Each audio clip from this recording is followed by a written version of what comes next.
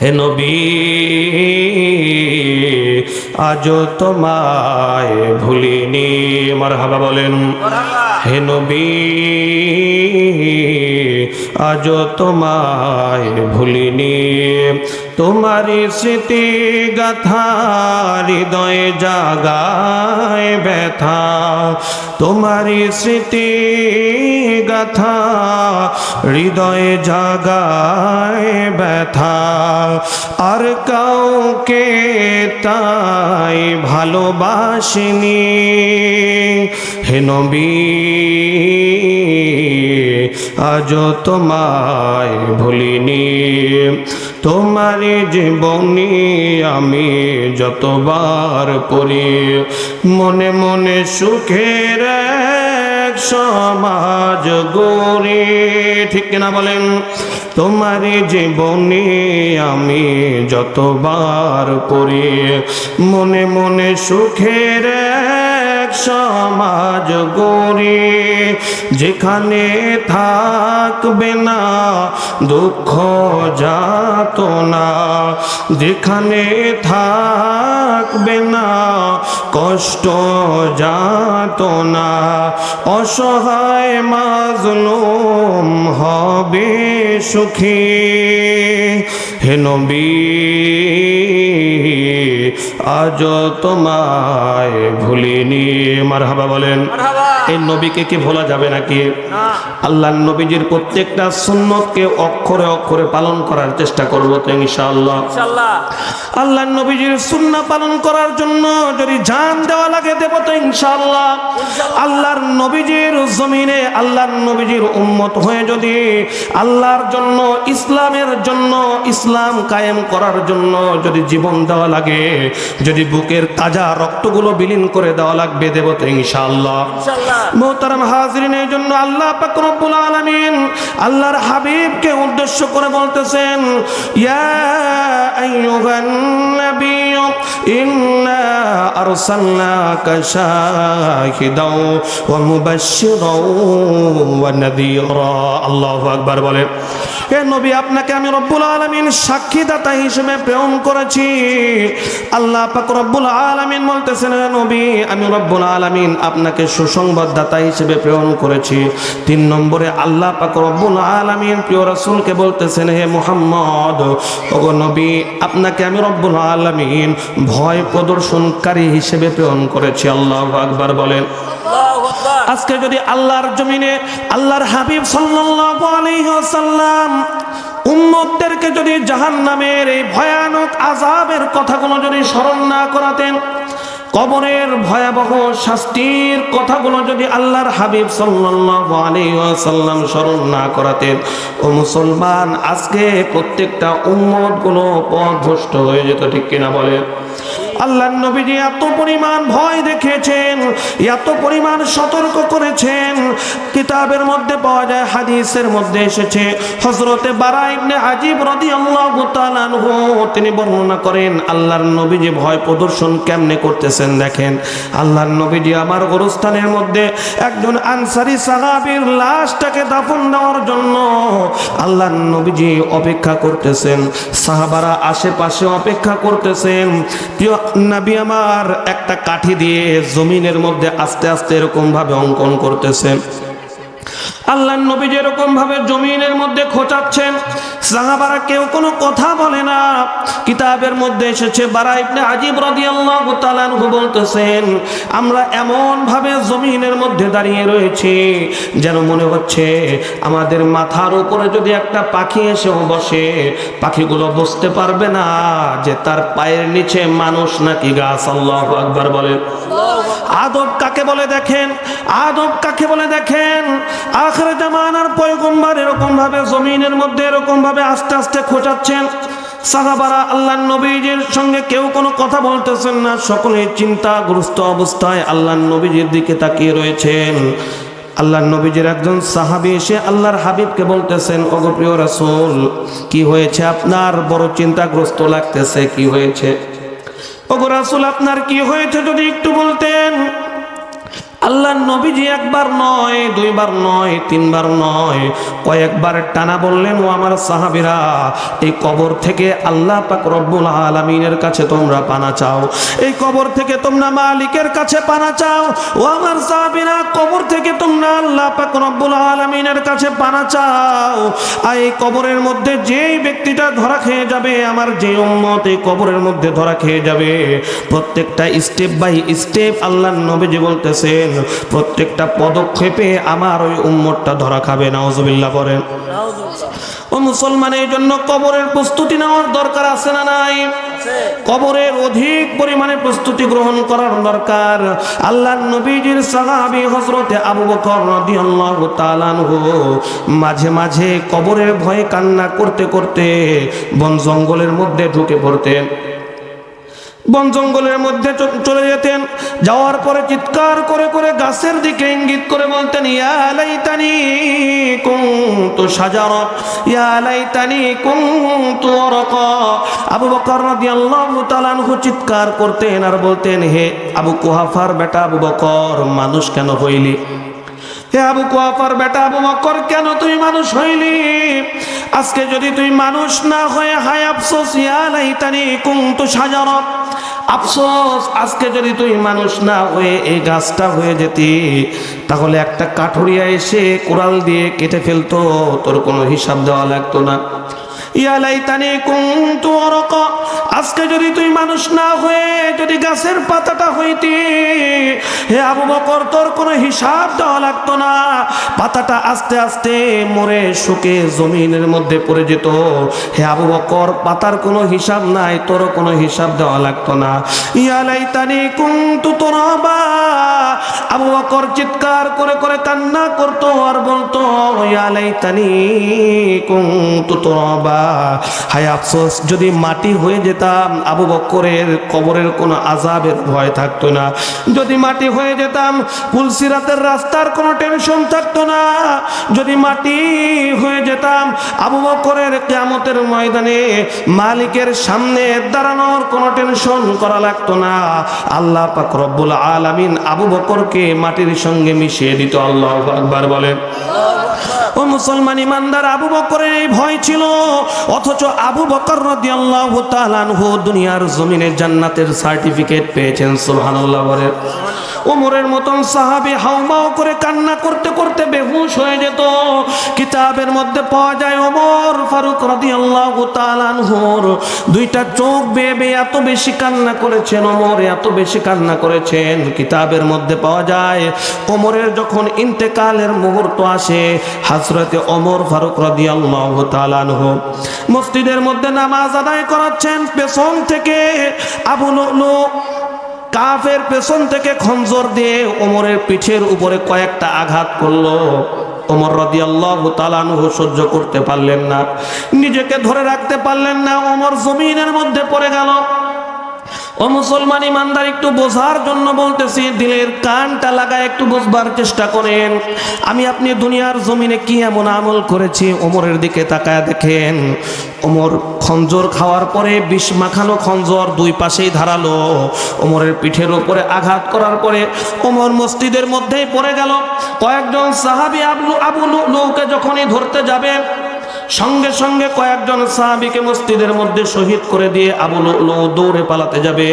সাহাবীরা আবু লুলুকে ধরে ফেললো। একজন চিৎকার করে বলতেছে, তাড়াতাড়ি ওমরকে বাঁচাও, তাড়াতাড়ি ওমরকে বাঁচাও।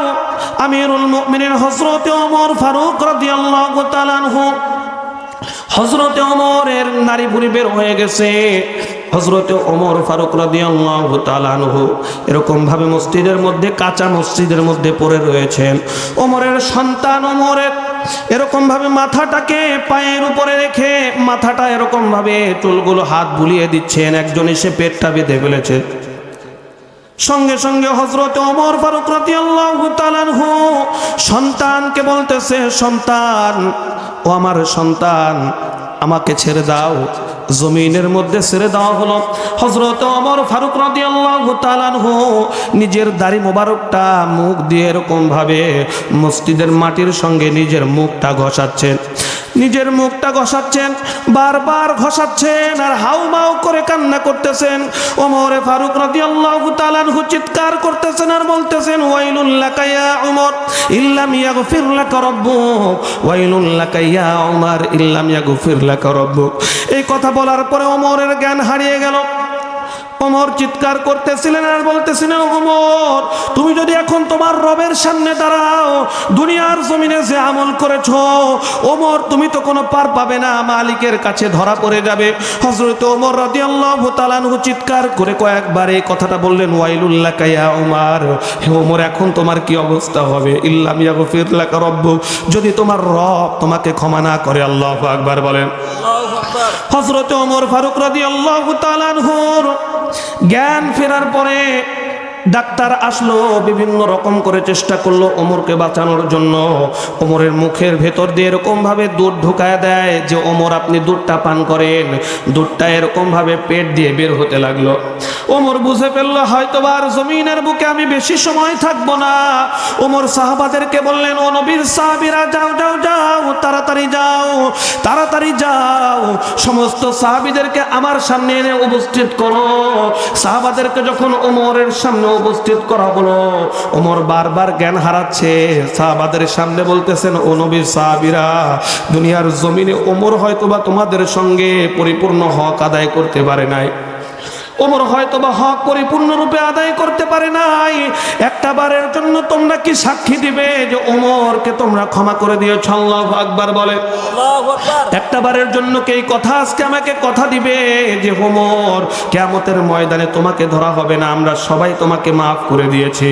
ওমর ফারুক রাদিয়াল্লাহু তাআলা আনহু আবার চিৎকার করতে করতে বললেন, ওয়াইলুল লাকা ইয়া উমর ইল্লাম ইয়াগফির লাকা রাব্বুক, ও নবীর সাহাবীরা, আল্লাহ পাক রব্বুল আলামিনের কসম খেয়ে আমি বলতেছি, তোমরা যদি আমাকে ধরে বসো আমি আমার রবের সামনে দাঁড়ানোর ক্ষমতা রাখি না। আল্লাহু আকবার বলেন। আল্লাহু আকবার।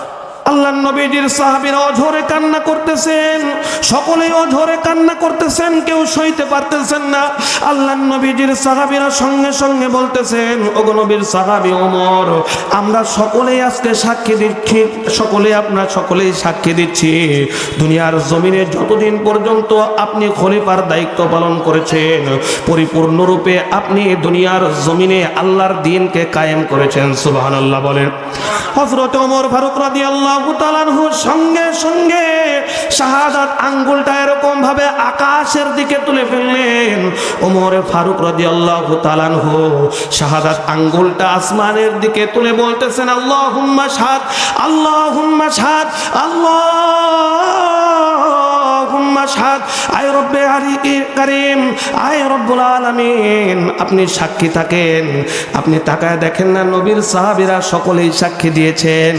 আল্লাহুম্মা শাহাদ, আয় রব্বুল আলামিন, আপনি সাক্ষী থাকেন। কিয়ামতের ময়দানে ওমররে আপনি ধরেন না, যদি আপনি ধরেন ওমর কবরের মধ্যে সওয়াল জবাবগুলো দিতে পারবেন। আল্লাহু আকবার বলেন। আল্লাহু আকবার। ও মুসলমান ইমানদার, ওমর এই কথা বলতে বলতে দুনিয়ার জমিন থেকে বিদায় নিয়ে চলে গেল। ওমরের দিলের মধ্যে কবরের ভয় রয়েছে, ওমরের দিলের মধ্যে আখিরাতের ভয় রয়েছে, ওমরের দিলের মধ্যে আল্লাহর সামনে দাঁড়ানোর ভয় রয়েছে, জাহান্নামের আযাবের ভয় রয়েছে। আবু বকরের দিলের মধ্যে জাহান্নামের আযাবের ভয় রয়েছে। ওসমানের দিকে তাকায় দেখেন, কিতাবের মধ্যে এসেছে ওসমান গনি রাদিয়াল্লাহু তাআলা আনহু গোরস্থানের মধ্যে একা একা নিরিবিলি চলে যেতেন, কবরের পাশে দাঁড়ায় কবরগুলোর দিকে ইঙ্গিত করে করে হাউমাউ করে কান্না করতেন, হাউমাউ করে কান্না করতেন। আল্লাহর নবীজির সাহাবীরা এসে বলতেছে, ওসমান, আপনার জন্য তো আল্লাহ পাক রব্বুল আলামিন জান্নাতটা বরাদ্দ করে দিয়েছেন। সুবহানাল্লাহ বলে। ওগো নবীর সাহাবী ওসমান, ওগো নবীর সাহাবী ওসমান, আল্লাহ পাক রব্বুল আলামিনের হাবিব স্বয়ং আপনাকে নিজে বলেছেন জিন্নুরাইন। কি বলেছেন? একটু আওয়াজ করে বলেন। জিন্নুরাইন। আল্লাহর নবীজি স্বয়ং নিজে বলতেছেন জিন্নুরাইন, দুইটা নূরের অধিকারী। অর্থাৎ আল্লাহর নবীজির দুইটা কন্যার সঙ্গে ওসমানের বিবাহ দেওয়া হয়েছে। আওয়াজ করে বলেন না সুবহানাল্লাহ। সুবহানাল্লাহ। আল্লাহর নবীজি আফসোস করে বলেছেন, ওসমান, আমি নবী মুহাম্মদের যদি আরো কোনো কন্যা সন্তান থাকতো, আমি মুহাম্মদ আমার ওসমানের সঙ্গে বিবাহ দিতাম। সুবহানাল্লাহ বলে। হে ওসমান রাদিয়াল্লাহু তাআলা আনহু নিরিবিলিতে একা একা গোরস্থানের মধ্যে চলে যেতেন। একা একা গোরস্থানের মধ্যে যাওয়ার পরে কবরের সামনে দাঁড়ায় হাউমাউ করে কান্না করতেন ওসমান গনি রাদিয়াল্লাহু তাআলা আনহু। কিতাবের মধ্যে পাওয়া যায় আল্লাহর নবীর সাহাবীরা বলতেন, ওসমান, ওগো ওসমান, এত বেশি কান্না করেন কেন? কি হয়েছে আপনার? আপনি তো আল্লাহর নবীজির দুইটা কন্যাকে বিবাহ করেছেন। আল্লাহর নবীজি দুনিয়ার জমিনে আপনাকে জান্নাতের সুসংবাদ শুনিয়েছে। হযরতে ওসমান গনি রাদিয়াল্লাহু তাআলা আনহু বলতেছেন, ও নবীর সাহাবীরা, কবর এমন একটা জায়গা, এমন একটা জায়গা, আল্লাহর নবীজি নিজে কসম খেয়েছেন, এই জমিনের উপর দিয়ে মানুষ যখনই বিচরণ করে আর গুনাহ করে ফেলে, এই জমিনটা মালিকের কাছে দরখাস্ত করে ফেলে, মালিক, আপনার এই বান্দাটা আমি জমিনের উপর দিয়ে হাঁটতেছে, চলতেছে, আবার নাফরমানি করতেছে। আপনার এই বান্দাটা আমি জমিনের উপর দিয়ে চলতেছে, আবার মুনাফিকি করতেছে। আপনার এই বান্দাটা আমি জমিনের উপর দিয়ে চলতেছে, আবার সুদও খাচ্ছে। ঠিক কিনা বলেন? আছে না নাই? আওয়াজ করে বলেন, আছে না নাই? আল্লাহর নবীজি বলতেছেন, জমিন আল্লাহর কাছে দরখাস্ত করতে থাকে, আয় রব্বুল আলামিন, আপনার এই বান্দাটা আপনার জমিনের উপর দিয়েই চলে, আপনার খায়, আপনার পরে, আপনার সব কিছুই করে, অথচ আপনার জমিনের উপর দিয়ে চলতেছে আর গান বাজনা করতেছে। আছে না নাই? আপনার জমিনের উপর দিয়ে চলতেছে, মসজিদের মিনার থেকে আজান হচ্ছে, আপনার এই বান্দাগুলো মসজিদে যাচ্ছে না, জুয়ার আসর বসাচ্ছে, শত রকম জেনা, ব্যভিচার, গুনাহ সব কিছুই করতেছে। আয় রব্বুল আলামিন, আজকে যদি আপনি অনুমতি দেন, একটা বার যদি অনুমতি দেন, আমি জমিনটা আপনার এই গুনাহগার বান্দাকে ধসায় দেব। কোরআনের মধ্যে এসেছে, আল্লাহ পাক রব্বুল আলামিন আল্লাহর হাবিব সাল্লাল্লাহু আলাইহি ওয়াসাল্লামের উম্মত হওয়ার কারণে, একটু ভালো করে বুঝবার চেষ্টা করবেন, আল্লাহর নবীজির উম্মত হওয়ার কারণে আল্লাহর নবীজি স্বয়ং নিজে দোয়া করেছেন, আয় রব্বুল আলামিন, দুনিয়ার জমিনে আমার কোন উম্মতদেরকে দুনিয়ার বুকে আপনি বেইজ্জতি করবেন না। সুবহানাল্লাহ বলে, আওয়াজ দিয়ে বলেন না সুবহানাল্লাহ। সুবহানাল্লাহ। আল্লাহর নবীজি বলতেছেন, আয় রব্বুল আলামিন, আমার কোন উম্মতকে আপনি বেইজ্জতি করবেন না। আমার কোন উম্মত যদি রাত্রিবেলায় জিনা করে, সকালবেলায় তাকে শুকর আপনি বানাবেন না। আমার কোন উম্মত যদি রাত্রিবেলায় শিরকি কাজ করে, সকালবেলায় আপনি তাকে জানোয়ার আপনি বানাবেন না। আয় রব্বুল আলামিন, আমার উম্মতদেরকে দুনিয়ার জমিনে আপনি অপদস্থ করবেন না। যা করার আপনি কবরের মধ্যে করেন। আল্লাহু আকবার বলেন। আল্লাহু আকবার। ওসমান গনি রাদিয়াল্লাহু তাআলা আনহু নবীর সাহাবীদেরকে বলতেছেন, ও নবীর সাহাবীরা, ও নবীর সাহাবীরা, আল্লাহর নবী যে বলেছেন কবরের মধ্যে যার যার হিসাব নিকাশ সমান সমান হবে। আল্লাহ পাক রব্বুল আলামিন যদি ওসমানকে ধরে বসে, এই কবরের মধ্য থেকে বের হওয়ার কোনো উপায় ওসমানের নাই। আল্লাহু আকবার বলেন। আল্লাহ পাক রব্বুল আলামিন যদি ওসমানকে ধরে বসে, ওসমান কবরের মধ্যে কোনো সওয়াল জবাব দিতে পারবে না।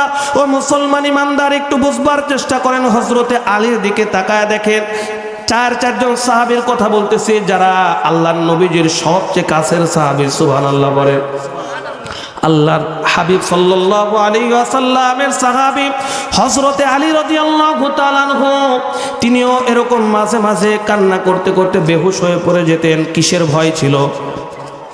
আল্লাহর ভয়। কার ভয়? আল্লাহর ভয়। আল্লাহর ভয়, কবরের ভয়, পুলসিরাতের ভয়, জাহান্নামের আযাবের ভয়, আল্লাহর সামনে দাঁড়ানোর ভয়। কিতাবের মধ্যে এসেছে হযরতে আলী রাদিয়াল্লাহু তাআলা আনহু কয়েকজনকে নিয়ে এরকম ভাবে একটা কবরের পাশ দিয়ে যাচ্ছিলেন। হযরতে আলী রাদিয়াল্লাহু তাআলা আনহু তার এরকম ভাবে সাথী ভাইদেরকে দাঁড় করালেন, কবরের দিকে ইঙ্গিত করে চিৎকার করে করে বলতেছেন, কবর, হে কবর, তোমার জন্য আলী আজকে কিছু খবর নিয়ে এসেছে। আল্লাহু আকবার বলে। আল্লাহু আকবার। হে কবর, তোমার জন্য আলী কিছু খবর নিয়ে এসেছে। আলীর এই কথা শুনে আলীর সাথীরা অবাক হয়ে গেছে। আলী কি বলে? আলী রাদিয়াল্লাহু তাআলা আনহু চিৎকার করে করে বলতেছেন, হে কবর, হে কবরপুরের বাসিন্দারা, শুনে রেখে দাও, শুনে রেখে দাও, যে মেয়েকে নিয়ে তুমি, মেয়েকে ছাড়া তুমি কিছুই বুঝতে না, মেয়েকে ছাড়া তুমি খাওয়া দাওয়া করতে না, কোনো কিছুই করতে না, আজকে মেয়েটা তুমি বাবাকে ছাড়া খাওয়া দাওয়া করতে পারে, সব কিছুই করতে পারে। আজকে তোমার বিবি তোমাকে ভুলে গেছে, আজকে তোমার সন্তান তোমাকে ভুলে গেছে, আজকে তোমার ছেলেটা তোমাকে ভুলে গেছে, আজকে তোমার মেয়েটা তোমাকে ভুলে গেছে।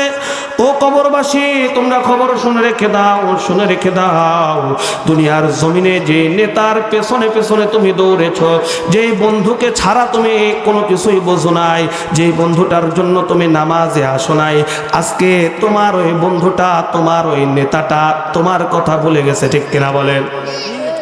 আজকে সবাই তোমার কথা ভুলে গেছে। এবার তুমি আসল সংবাদ শোনো।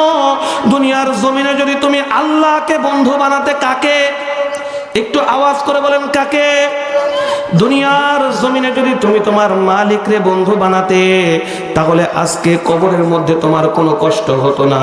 তোমার ডান থেকে তোমার নামাজটা দাঁড়ায় যেত, তোমার বাম থেকে তোমার রোজাটা দাঁড়ায় যেত, তোমার আশপাশ থেকে তোমার দান সদকা, তোমার রোজা সিয়াম সাধনা সব কিছু দাঁড়ায় যেত, তোমার সাক্ষী হয়ে যেত। সুবহানাল্লাহ।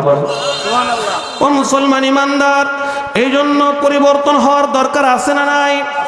আল্লাহ পাক রব্বুল আলামিন সূরাতুল আহজাবের যে ৪৫ নম্বর আয়াতে কারিমার মধ্যে রব্বুল আলামিন যে বলতেছিলেন, ইয়া আইয়ুহান নাবিয়্যু ইন্না আরসালনাকা শাহিদাও ওয়া মুবাশশিরাও ওয়া নাযীরা। আল্লাহু আকবার বলেন। হে নবী, আপনাকে প্রেরণ করা হয়েছে সাক্ষী হিসেবে, আপনাকে প্রেরণ করা হয়েছে সুসংবাদদাতা হিসেবে, আপনাকে প্রেরণ করা হয়েছে সতর্ককারী হিসেবে। কি হিসেবে?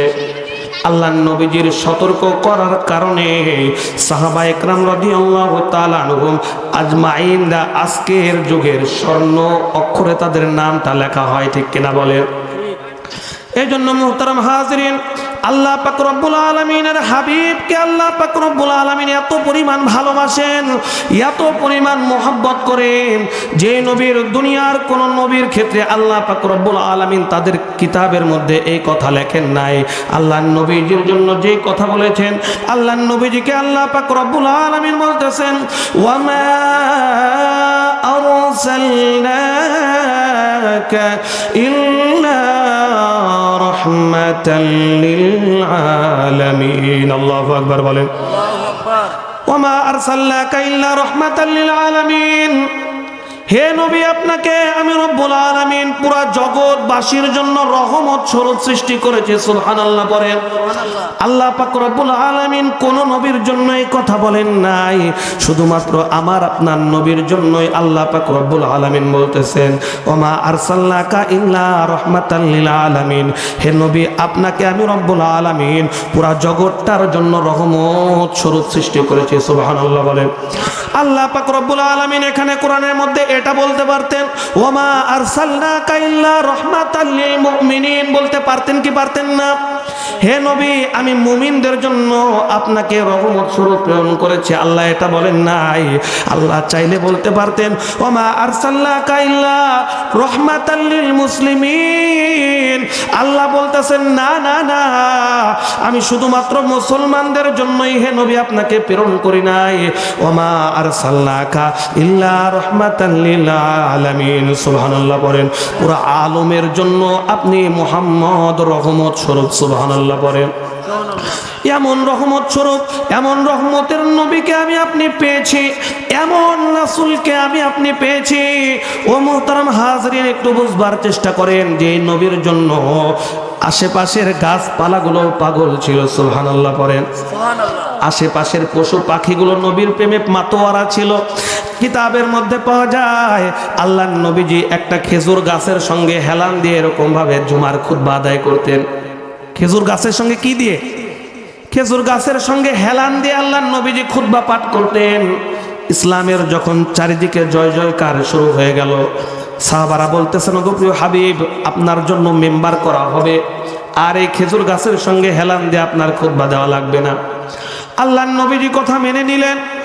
মেম্বার তৈরি করা হচ্ছে, নতুন মেম্বার তৈরি করা হলো। খেজুর গাছ পাশেই রয়েছে। আল্লাহর নবীজি খেয়াল করে দেখলেন, সাহাবারা খেয়াল করে দেখলেন, পাশ থেকে কোথা থেকে যেন কান্নার আওয়াজ ভেসে আসছে। সাহাবারা বলতেছেন, ওগো প্রিয় হাবিব, কেউ কান্না করে বুঝতেছি না।